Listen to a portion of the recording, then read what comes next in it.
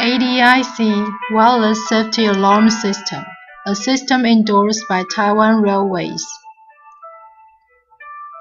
ADIC Wireless Safety Alarm System is WSAS. The system contains a sensor, an alarm transmitter, an alarm receiver, and portable devices. Sensors could be various like vibration, lights, movements, pressure, sounds, temperature, and etc. For example, WSAS could be implemented in railways maintenance construction.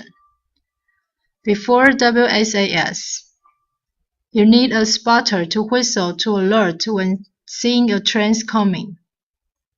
It's very dangerous as the workers might not have enough time to respond, and that causes lots of accidents.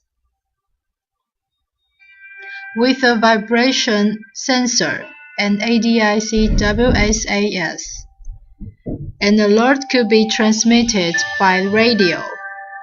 Instead of few seconds, now workers have minutes to respond. You don't need a spotter either.